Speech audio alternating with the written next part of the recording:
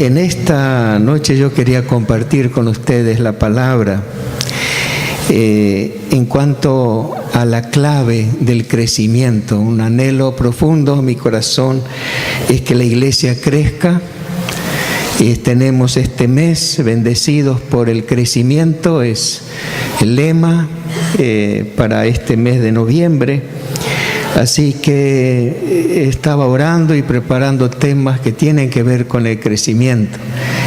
El domingo pasado había predicado en la iglesia que el crecimiento lo da Dios. Claramente el apóstol Pablo así lo manifiesta. Yo planté, Apolo regó, pero el crecimiento lo da Dios. Y en esta noche yo quería hablar sobre la clave del crecimiento, una de las claves del crecimiento. Y vamos a abrir nuestras Biblias en Colosenses capítulo 1, del versículo 9.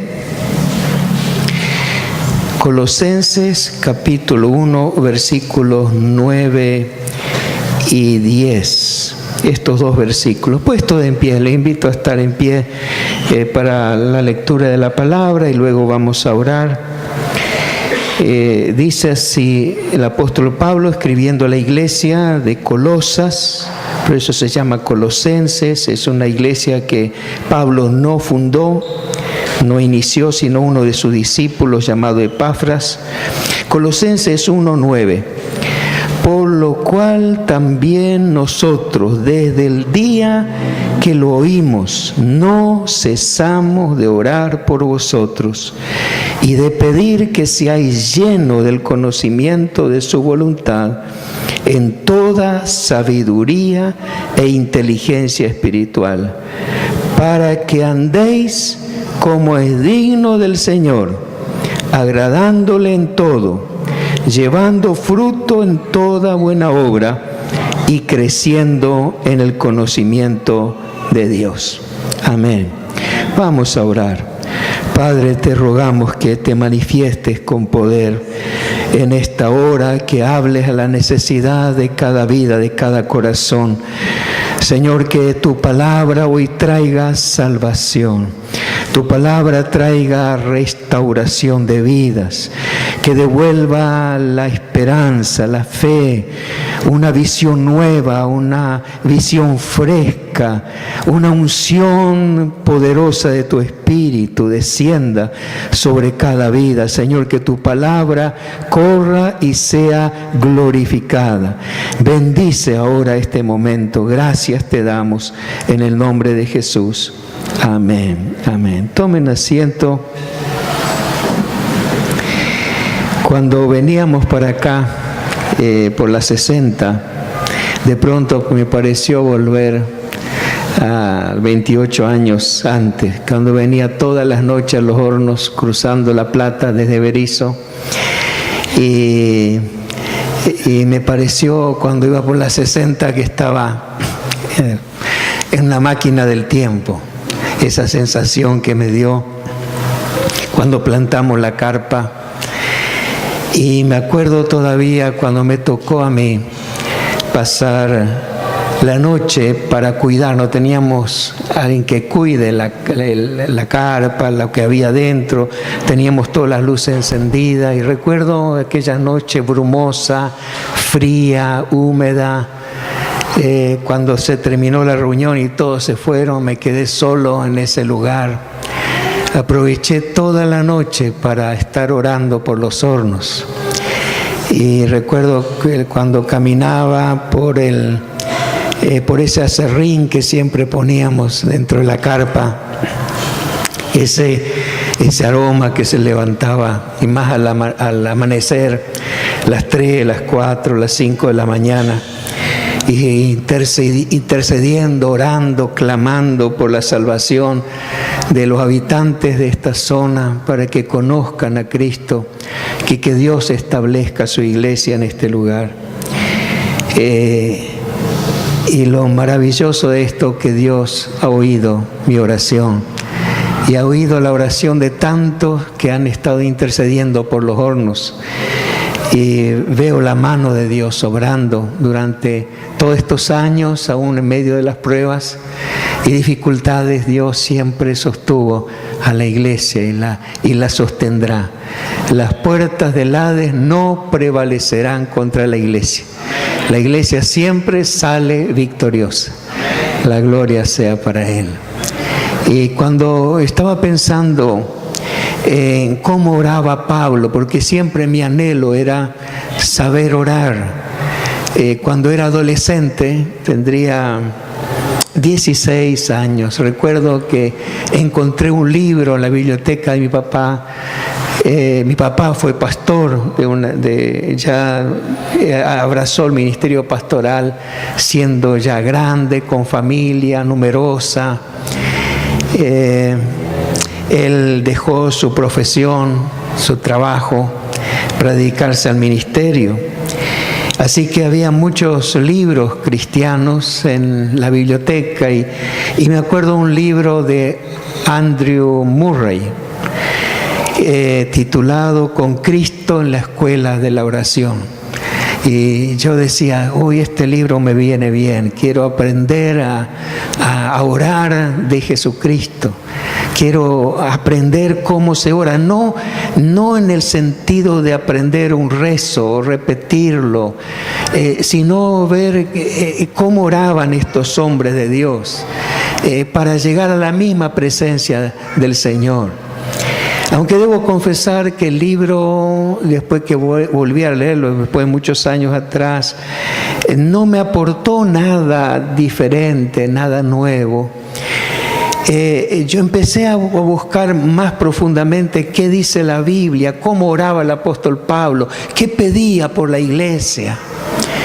Y me ha sorprendido lo que él pedía. Decía, no cesamos de orar por ustedes. Todos los días estaba orando por la iglesia, porque el apóstol Pablo había descubierto el poder de una oración significativa.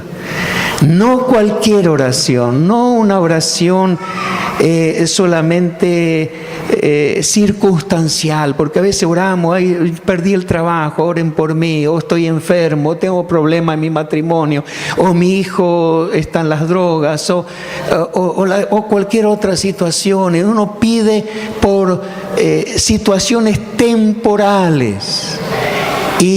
Y eso a veces nos nubla la visión de tal manera que no sabemos cómo orar debidamente, cómo Dios quiere que aprendamos a orar, esa oración que mueve montañas, la oración que derriba muros. Y quiero decirle en esto que precisamente en el día de ayer se conmemoraba la caída del muro de Berlín. Y un diario secular, un diario electrónico secular, hace esta pregunta. ¿El muro de Berlín cayó por las oraciones? Entonces empecé a leer el artículo de qué se trataba y qué ocurrió, porque ustedes saben que antes Alemania estaba dividida por un muro. Estaba el ala de la Unión Soviética, Alemania Oriental, el comunismo, el ateísmo, que estaba en contra de la iglesia, perseguía a la iglesia, encarcelaba a los pastores, consideraba cualquier idea fuera del concepto comunista como antirrevolucionario. Así que era una situación muy difícil la vida cristiana en Alemania Oriental. Pero la situación se ponía cada vez más y más difícil hasta que un pastor llamado Christian Fürger fue un pastor en la ciudad de Leipzig, que él se reunió con un grupo de hermanos de su iglesia para orar por la paz del país, pero también para que el muro caiga. Y empezaron a orar. Y oraron desde el año 82 hasta el año 89. Al principio era un grupo pequeño, pero fue creciendo. Después se reunieron en mayo del 89 como 80,000 personas y aún en marchas. 8.000 personas estaban en el templo. Y lo interesante era que durante esa noche con velas, esas miles de personas estaban desfilando y orando por el país y por la paz, y que se termine, que se reunifique otra vez Alemania. Tal vez los historiadores, yo no leía estos historiadores cristianos, pero estos son seculares, historiadores que no tienen la fe cristiana, pero están atribuyendo, hizo un reportaje la BBC de Londres a este pastor y a otros que vivieron ese momento, y rememoraron aquel momento cuando la iglesia caminando comenzó a orar. Y el 9 de noviembre del año 1989, a pesar que fue enviado el ejército, hubo represiones, encarcelamientos, amenazas y todo lo demás, la iglesia se mantuvo firme. Y en el 9 de noviembre empezaron a caer los muros. La misma gente empezó a derribarlos. Alemania al poco tiempo se reunifica, cae la Unión Soviética y todos los países satélites, cambia todo el orden de aquel tiempo, del orden opresivo, la persecución, el temor, el miedo, aún a opinar de manera diferente. Toda la gente en aquel tiempo, era tan difícil vivir en esos países, completamente ausente de toda libertad. Y más todavía con una doctrina que habla de la libertad, que habla de la democracia, que habla de la felicidad de esos pueblos cuando esos pueblos estaban subyugados y bajo la opresión. Pero todo esto se rompió cuando la iglesia en serio se puso a orar y los muros cayeron. Hay muros tal vez que haya en tu vida, situaciones que parecen imposibles. ¿Quién puede? La Unión Soviética era fuertísima, parecía que nunca podrían destruir ese régimen. Aún se pensaba una tercera guerra mundial. Pero simplemente la oración comenzó como el dominó, empezaron a caer las piezas una tras otra y cambió el mapa del mundo. Ahora, yo me di cuenta que necesitamos aprender a orar de una manera diferente, de una manera más bíblica. Tenemos que aprender a orar como oraba el apóstol Pablo, cómo él pedía. Y veamos qué pedía y para qué pedía. No solamente, a veces nuestras oraciones, cuando pedimos algo, nos limitamos a ese pedido, pero no vamos más allá del pedido. Se termina con el pedido. Pero el apóstol Pablo oraba por algo para un propósito mucho más grande, mucho más adelante. Ahora, ¿cómo oraba él? Fíjense que dice, por lo cual también nosotros, desde el día que lo oímos que ustedes recibieron a Cristo, oímos que ustedes se convirtieron, oímos que ustedes aceptaron la fe cristiana. Bueno, desde el día que lo oímos, desde ese día, no cesamos de orar por ustedes, por vosotros, y de pedir que sean llenos del conocimiento de su voluntad en toda sabiduría e inteligencia espiritual. Él no solamente pedía que conozcan la voluntad de Dios, que sean llenos. Qué bueno saber la voluntad de Dios. A veces uno no sabe. Señor, ¿es tu voluntad? ¿Es tu voluntad que yo empiece esta carrera, estudie esta carrera? ¿Es tu voluntad que me case con esta chica o con este chico? ¿Es tu voluntad que deje el trabajo y acepte otra oferta? ¿Es tu voluntad que viaje a un trabajo misionero, que vaya a otro lugar? ¿Cuál es tu voluntad? La gran pregunta. Ahora, aquí el apóstol Pablo dice que en sus oraciones oraba por la iglesia, que la iglesia esté llena ¿Llena de qué? Nosotros decimos, bueno, llena de amor, llena de gozo, llena de paz. Pero Pablo decía que sea llena del conocimiento de la voluntad de Dios, pero con toda sabiduría e inteligencia espiritual. Toda sabiduría, porque para hacer la voluntad de Dios lleno necesitamos sabiduría. La sabiduría es la capacidad de tomar decisiones correctas. Y la inteligencia espiritual va mucho más allá que la inteligencia racional. Hay personas que tienen una inteligencia tremenda, que pueden resolver situaciones, digamos, cálculos, logaritmos, cálculos matemáticos, sin siquiera un papel o una computadora. Tienen todo en su mente, una capacidad tremenda. Otros tienen lo que se llama una mente fotográfica. Leen una sola vez una página y se les graba como una fotografía en su mente. Y pueden repetir palabra por palabra lo que dice el documento. Se llama capacidad mente fotográfica.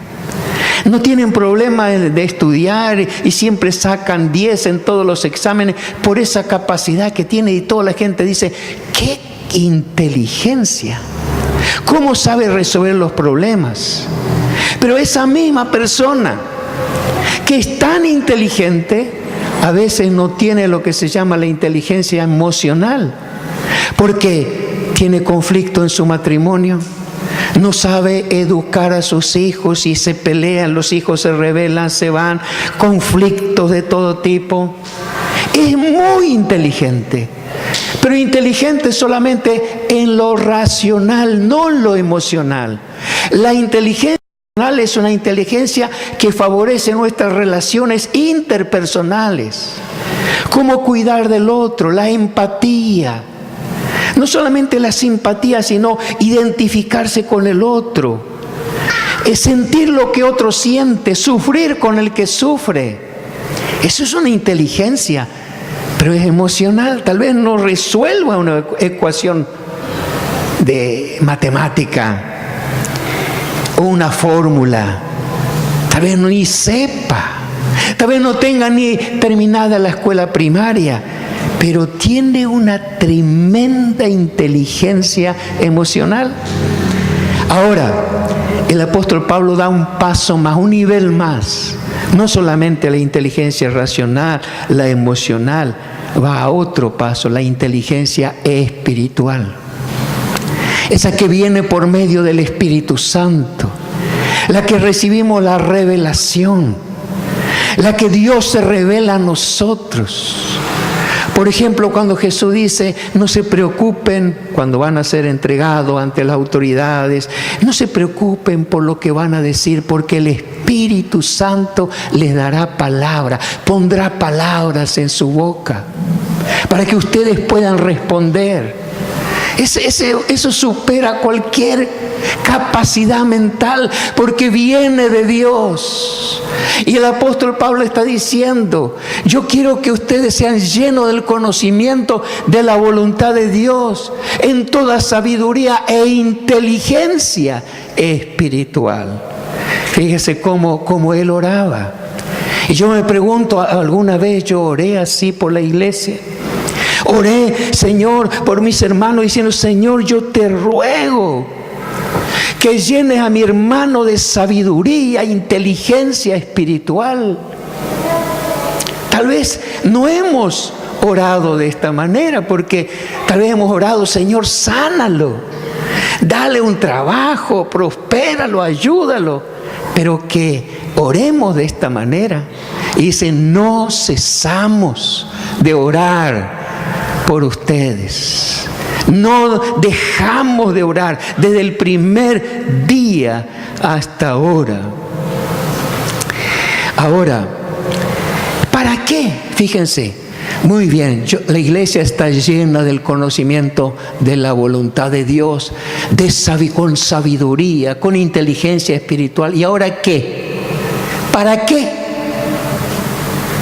Y entonces el apóstol Pablo dice, para que andéis como es digno del Señor.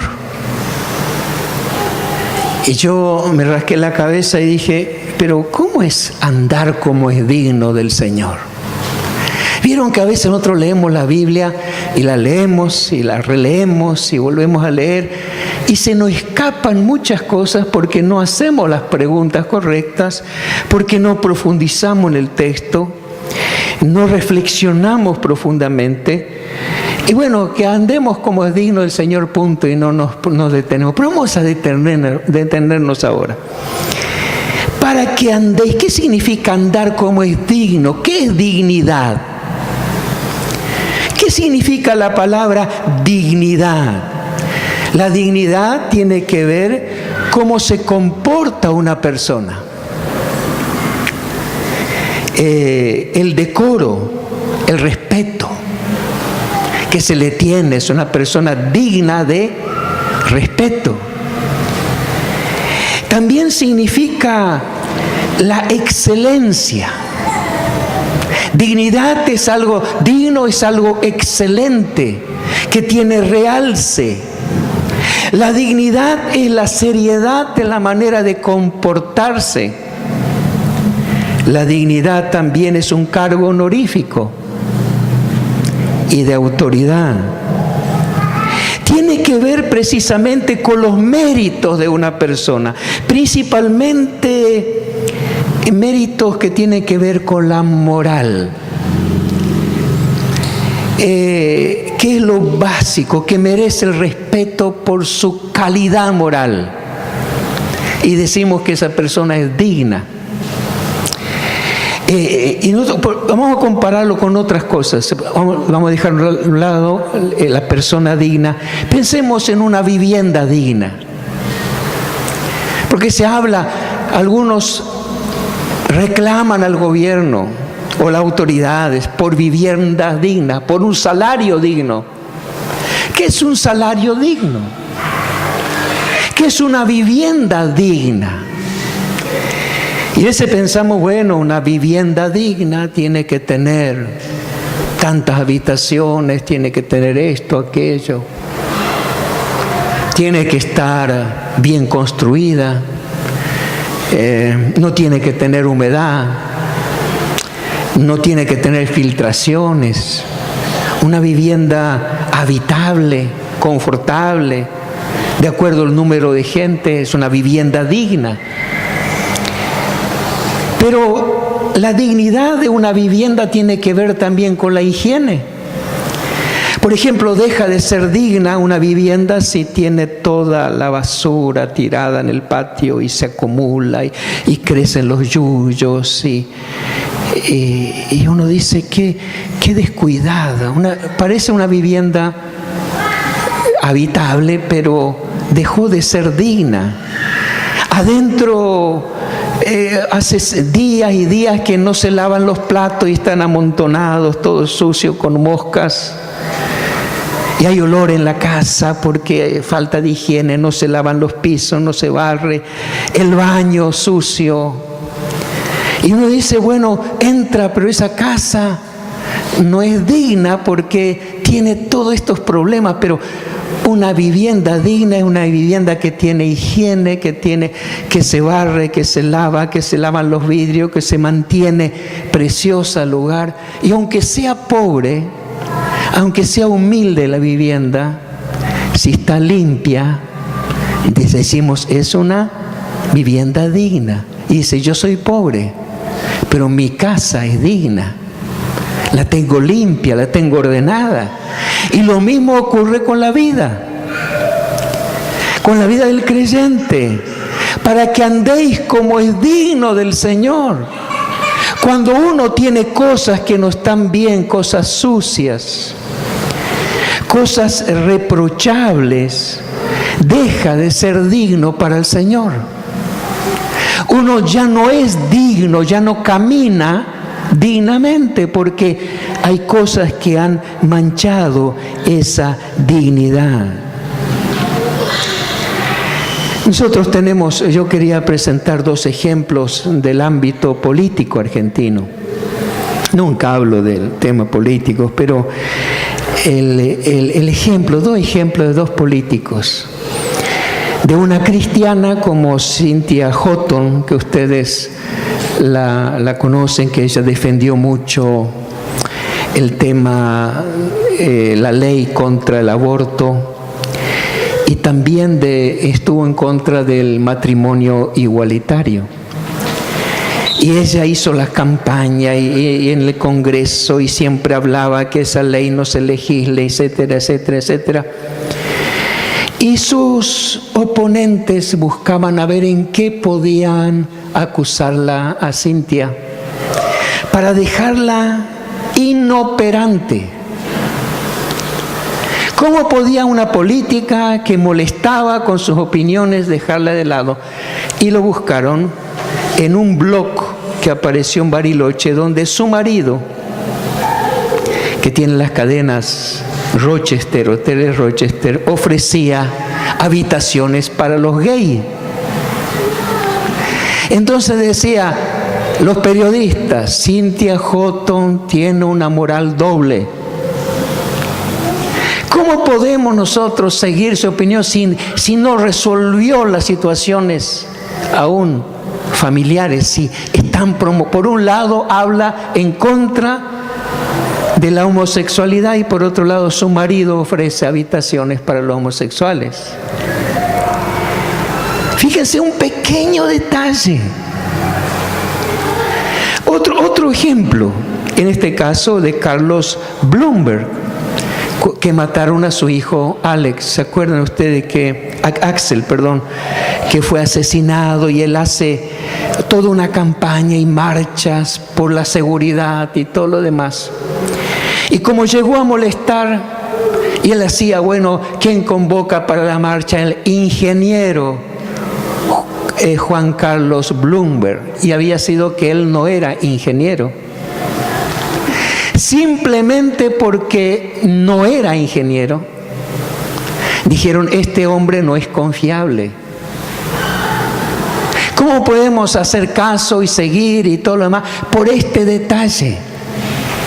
Y fíjense que quedó fuera y su popularidad cayó al piso y ya dejó de ser influyente, tanto uno otro, por dos pequeños detalles que nadie les importa, pero fueron usados para destruirlos. Por eso el apóstol Pablo, cuando escribe a Tito y a Timoteo, habla de los líderes, los presbíteros, episcopos, y les dice que deben ser irreprensibles. Irreprensibles como administradores de Dios, irreprensibles en su casa, irreprensibles en todo, porque las personas que escuchan la predicación y la enseñanza le pueden decir, ¿qué me vas a enseñar vos a mí?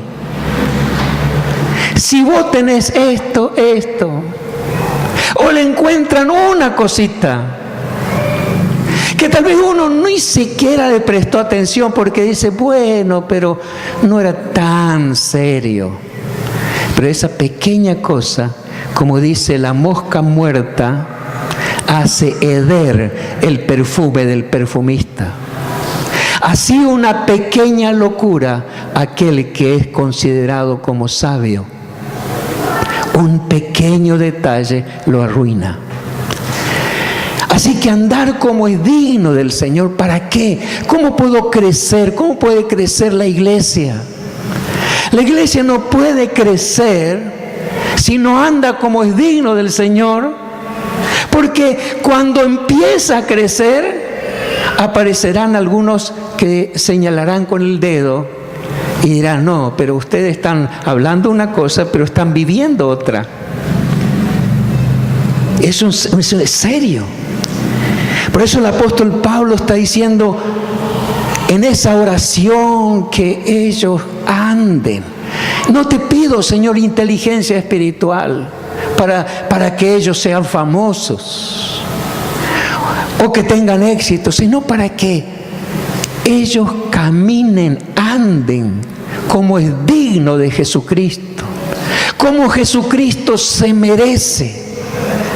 Porque Él merece que nosotros vivamos una vida intachable en todos los órdenes. ¿Y cómo y según el apóstol Pablo, ahí podíamos, aunque no están los 2 puntos en nuestras Biblias, pero cuando él dice que para que andéis como es digno del Señor, ahí podemos poner 2 puntos. Y menciona 3 cosas el apóstol Pablo.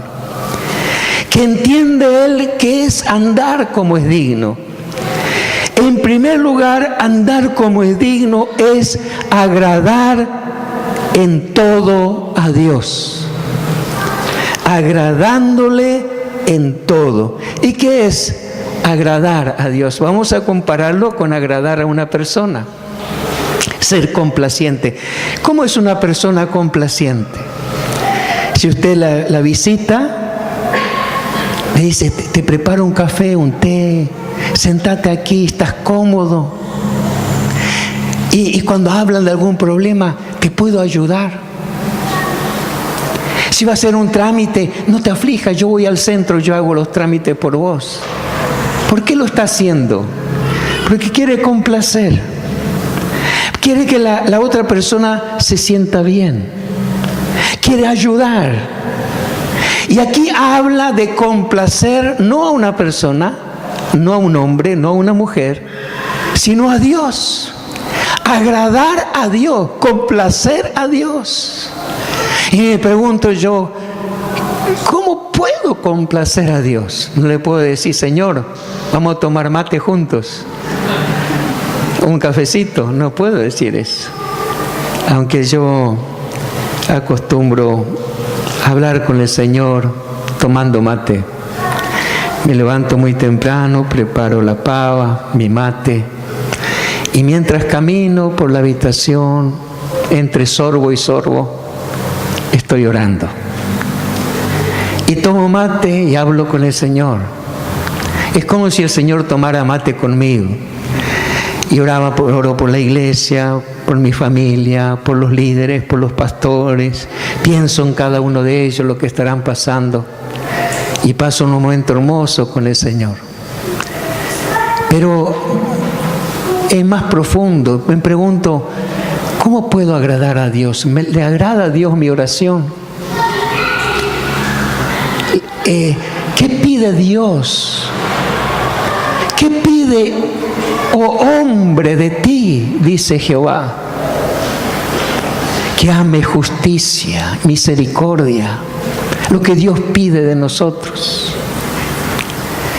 Pide de una oración no usando vanas repeticiones, porque a veces repetimos frases sin sentido. Jesús dijo, cuando ores no use repeticiones vanas. Pero uno puede rezar el Padre Nuestro tantas veces y repetirlo. Pero a veces no repetimos el Padre Nuestro, pero a veces repetimos las mismas oraciones. Hermano, tenga una oración y repetimos la misma oración. Y oramos de la misma manera y siempre lo mismo. Y Jesús está diciendo, no, eso no agrada a Dios. No agrada. ¿Cómo le agrada a Dios? ¿Cómo quiere Él que yo me acerque a su presencia? ¿Le agrada a Dios mi estudio de la palabra de Dios todos los días? Jesús dijo, escudriñen las Escrituras. Estudien la Biblia. Agrada al Señor que yo medite en la palabra. La Biblia dice que si uno medita en la palabra de Dios de día y de noche, todo lo que haga va a prosperar. A veces nos perdemos la prosperidad porque no meditamos la palabra de día y de noche. Entonces nos preguntamos ahí por qué Dios no me bendice o por qué tengo esto y aquello. Pero que no hemos cumplido las condiciones de Dios. Dios dijo, si guardas mis mandamientos, yo te bendeciré. Dios bendice si uno anda de acuerdo a la voluntad de Dios, que es lo que a Dios le agrada. ¿Qué cosa le agrada? ¿Cómo es mi conducta en mi matrimonio, con mis hijos, con mis vecinos, compañeros de estudio, de trabajo? ¿Le agrada al Señor como yo hablo? ¿Le agrada al Señor mi vocabulario? le agrada lo que yo pienso. Entonces, el hecho de andar como es digno es agradar a Dios. Hay muchas cosas que nosotros necesitamos enfatizar. El hecho de la veracidad, la integridad, la honestidad. En cuanto a los pensamientos puros, en cuanto a la administración en todas las áreas, lo que agrada al Señor. En segundo lugar, el apóstol Pablo, después de decir agradándole en todo, añade llevando fruto en toda buena obra, o haciendo que todo produzca resultados positivos. Y hay muchas cosas que son buenas obras, pero que no producen resultados positivos. Por ejemplo, vamos a poner de la naturaleza, uno planta un árbol, pero no todos los árboles dan fruto. Ahora, plantar un árbol está bueno, es una buena obra. Como casi algunos piensan que la meta de la vida es plantar un árbol, tener un hijo, escribir un libro con la grande meta. Has plantado un árbol, es una buena obra que plantes un árbol. Es bueno. Pero el árbol que plantaste da fruto. No todos los árboles son para dar fruto, algunos solamente para sombra o para leña. Ahora, cuando uno planta un árbol frutal, está esperando recibir el fruto, la fruta de ese árbol, para su familia, para su vida o para la venta, para sacar un beneficio. Por eso dice, llevando las buenas obras que nosotros hacemos, tiene que llevar fruto. Por ejemplo, la evangelización. Yo he conocido personas que evangelizan, no tienen ningún fruto, nadie se convierte por su evangelización. Pero ellos evangelizan. Ni se preguntan por qué no se convierten. ¿Por qué no vienen al Señor? Es como el campesino que siembra en cualquier lugar al voleo y no le importa. Yo tiro la semilla, que crezca o no crezca, bueno, está. Hace varios años atrás, yo era todavía soltero. Dios puso en mí una pasión por que otros conozcan a Jesucristo. Y yo recuerdo que tuve un sueño, que soñé con la venida del Señor Jesús. Y en el sueño veía que como se miraba el horizonte, se puso rojo, las nubes y un viento muy fuerte. El cielo se estaba iluminando y alguien me dijo, Jesucristo está regresando, el Señor viene. En mi sueño estaba viendo ese cuadro. Y en mi sueño vi un árbol frutal que tenía hojas y tenía muy poco fruto, 2 o 3. Y yo en mi sueño me sentí identificado con ese árbol. Y cuando me desperté le dije, Señor, tan poco fruto tengo para ti. Tan pocas personas recibieron a Cristo por mi predicación. Y me tomó como una angustia. Y en todas las veces que evangelizaba o en campaña o predicaba en la iglesia, si no había una persona que aceptara a Cristo, yo me encerraba y a veces me pasaba llorando. Sollozaba y temblaba en la presencia de Dios. Decía, Señor, ¿por qué? ¿Qué hice mal? Tal vez no presenté el evangelio como tenía que hacerlo. Tal vez no fui claro. Señor, ¿cómo puedo ganar almas? Yo quiero frutos para ti. A veces nos sentimos así, hacemos una buena obra, pero no hay fruto. Evangelizar es bueno, pero si no hay fruto. Enseñar. Uno puede enseñar, pero si no tiene fruto, enseña y algunos se duermen en la enseñanza. Recuerdo un hermano que iba a las reuniones para dormir. Y entonces hasta se le sentía roncar a veces.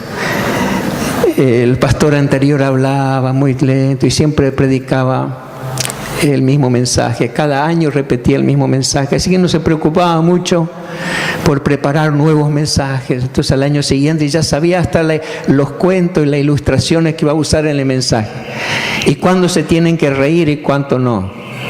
Era el mismo mensaje año por año, así que como ya había escuchado todas las predicaciones, se sentaba y ahí lo tenía, durmiendo. Y a veces uno enseña y enseña bien, es una buena obra la enseñanza, pero ¿y los frutos? A veces la enseñanza es solamente como algo esotérico, algo abstracto, que no se entiende, a veces una mezcolanza de cosas que la gente ni siquiera puede recordar, y uno queda como vacío después de la enseñanza. ¿Dónde está el fruto? ¿Dónde está lo práctico de la vida? ¿Qué me enseñó la palabra? ¿Qué aprendí de nuevo? ¿Qué puedo aplicarlo a mi vida?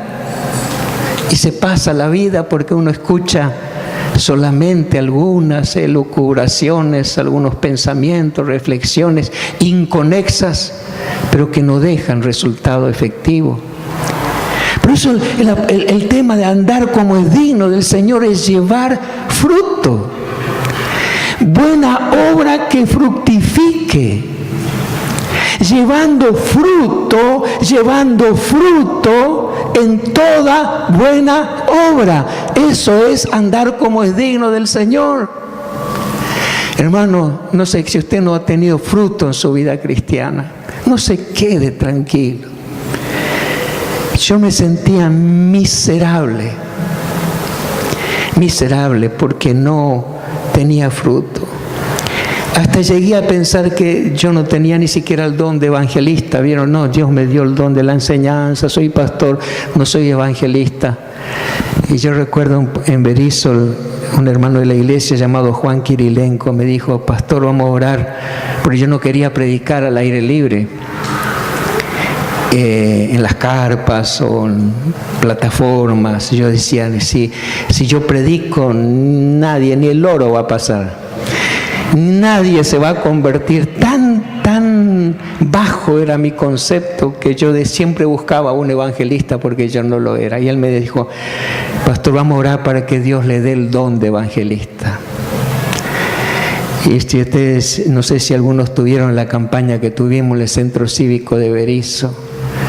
Y invitamos a un conjunto que vino de Quilmes y todo lo demás, y yo tenía que predicar a la noche, y yo sufría, yo decía, yo no sé cómo la gente no se va a convertir. Entonces al final subí y prediqué, invité a la gente que levante la mano, que pase al frente recibiendo a Cristo. No se movía nada, y yo dije: ay, tierra, trágame. Me sentía un fracaso y volví a insistir y nadie se movía. Y en ese momento hay algo que Dios vino a mi ayuda. Creo que tuvo misericordia de mí y vino a mi corazón. Esa gente está atada, por eso no responde. Así que hice algo que jamás en mi vida había hecho, y dije: oíme, Satanás, te ordeno en el nombre de Jesús que sueltes estas vidas. Y de pronto veo una multitud, 200 personas vienen corriendo con la mano levantada. Yo me bajé de la plataforma, abracé a cada uno de ellos, le di un beso, y esa noche casi no podía dormir. Pero decía: Señor, qué tremendo es tu poder. Qué tremendo es tu poder. Llevar fruto, hacer lo que necesito. Yo no sabía, muchas cosas no conocía. Y si uno no conoce, tiene que buscar, investigar. Buscad y hallaréis. Dice: pedid y se os dará. Y si no te da, tienes que buscar. Uno debe buscar, debe llamar y se abrirá. Si no resulta el pedido, entonces busque la causa. Y si no encuentra, y si la puerta todavía está cerrada, insista hasta que la puerta se abra. Jesús nos enseñó a orar así. No decir, bueno, ya está, ya oré. Y si no pasa, bueno, como dijo alguno, yo ya prediqué. Y si no quiere aceptar, que se embrome. Y ya estaba. Pero no es así. Así que tenemos nosotros, eso es lo que dice el apóstol Pablo, claro. Y en tercer lugar, lo que está diciendo, andar como es digno es crecer en el conocimiento de Dios. Creciendo en el conocimiento de Dios o acrecentando el conocimiento de Dios. ¿Qué es crecer en el conocimiento de Dios? Jesús dijo, y esta es la vida eterna, que te conozcan a ti, el único Dios, sabio y verdadero. Decía Jeremías, mas alabes en esto el que se hubiere de alabar, mándese la parte. Se siéntese orgulloso el que quiera sentirse orgulloso en esto. Dice Dios, en entenderme y conocerme que yo soy Jehová, que hago misericordia, juicio y justicia a la tierra, porque estas cosas quiero, dice Jehová. Y juzgó, habla del patriarca. Dios habla de ese patriarca que juzgó la causa del afligido y del menesteroso. Entonces estuvo bien. ¿No es esto conocerme a mí?, dice Jehová. Preocuparse por el necesitado no es conocerme a mí. ¿No es esto conocerme a mí? Yo pensé que conocerte es ver, o al tener una revelación súper especial. Pero está diciendo, no. Cuando Felipe le dice a Jesús, muéstranos al Padre y nos basta. Pero Felipe, hace tanto tiempo que estoy con ustedes y no me conoces. El que me ha visto a mí, ha visto al Padre. ¿O no crees que yo y el Padre somos uno? El que me ha visto a mí.